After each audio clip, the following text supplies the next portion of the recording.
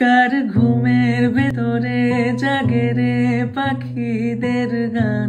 Shopping किया है, मेरा बर्बाद हो गया। मेरा सभी पैसा खर्च हो गया है। ভেতরে জাগে রে ফুলেরই বাগান। কার ঘুমের ভেতরে জাগে রে পাখি।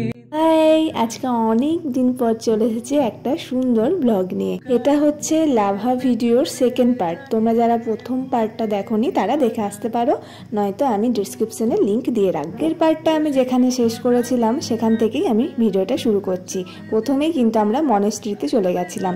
আসলে অনেক দিন থেকে ভাবছি ভিডিওটা আপলোড করব, কিন্তু ওই আমাকে কুড়েমি রোগে ধরেছিল, যেখান থেকে আমি বেরিয়ে আসতে পারছিলাম না। তো শেষমেশ আজকে আমি ভিডিওটা পোস্ট করেই দিলাম। মনেস্ট্রির ভিতরে ঢুকেই তোমরা এই সুন্দর ভিউটা দেখতে পাবে, আর থাকবে পাহাড়ের নানা রকমের ফুল। তোমরা আমাকে লক্ষ্য করলে দেখতে পাবে যে আমি কিন্তু সোয়েটার পরে আসিনি, সবাই সোয়েটার পরে এসেছে।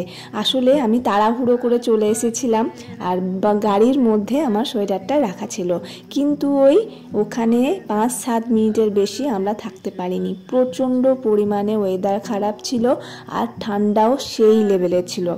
বাবাকে দেখলে বুঝতে পারবে, পুরো মুখ চোখ সবাই মুখ চোখ ঢেকে একদম রয়েছে। একমাত্র আমি সোয়েটারটা বের করতে ভুলে গেছিলাম। তারপর গাড়ি থেকে আমার সোয়েটারটা আনার পর আমরা একটু চাটা খেয়ে সেখান থেকে চলে গেলাম পাইন বনে যাব বলে। আর দেখো শুরু হয়ে গেছে বৃষ্টি।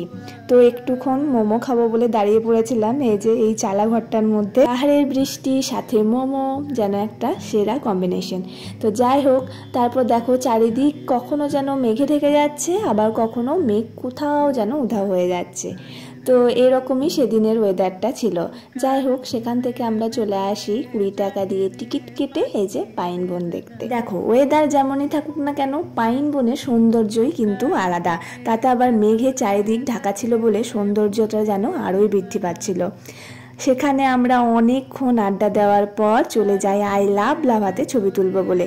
কারণ আগের বার যখন এসেছিলাম এত ভিড় ছিল যে পুলিশ ছিল সেখানে, আমরা ছবিই তুলতে পারিনি। পাহাড়ে গিয়েও আমরা ডাল ভাত খুঁজে ঠিক পেয়ে গেছিলাম। তো দুপুর অনেকটাই হয়ে গেছিল, খাওয়া দাওয়া সেরে নিয়েছিলাম। আর আমি আর নন্দদা কিন্তু মোমো খেয়েছিলাম, মা বাবারও ভাত ডাল সবজি এসব খেয়েছিল। খাওয়া দাওয়া করার পর একটু এনার্জি পেয়ে গেছিলাম, তাই চলে গেছিলাম শপিং করতে। আর এরপর তোমরা আমাদের শুনতে পাবে সুন্দর সুন্দर हिंदी কথাবার্তা। टाइम लाभा आके हमारा दिल गार्डन हो गया, क्योंकि बहुत सारा हम लोग शॉपिंग किया है। हम लोग बहुत शॉपिंग किया है, मेरा बर्बाद हो गया। मेरा सभी पैसा खर्च हो गया है। मेरा दिल आपका हिंदी बांग्ला में जा रहा है। मेरा मन नहीं भर रहा है। ये टूर करके ये गाड़ी भाड़ा मुझको देना पड़ेगा, ये टूटी का दाम भी मुझको देना पड़ेगा। मेरा जिंदगी खत्म हो गया। आपको कुछ बोलना है कि कहा पेट का खाता है, मांस खाता है, मीट खाता है, मछली खाता है, अंडा खाता है।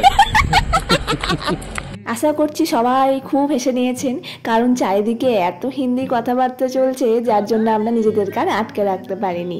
তো দেখো আবার সেই সেম জায়গায় আমরা আটকে গেছিলাম, আসার সময় আটকেছিলাম আর যাবার সময়ও। তারপর চলে যাচ্ছিলাম জলদাপাড়ার অভয়ারণ্যের মধ্য দিয়ে, একদম গভীর জঙ্গল। তারপর আমি আর মা ভাবলাম যে আমাদের কেনাকাটা এখনো শেষ হয়নি, তাই লাটাগুড়িতে দাঁড়িয়ে গেছিলাম একটা দোকানে, যেখানে দাঁড়িয়ে আমাদের চোখ একদম চড়ক গাছ, যাই দেখি না কেন তাই পছন্দ হয়ে যাচ্ছে।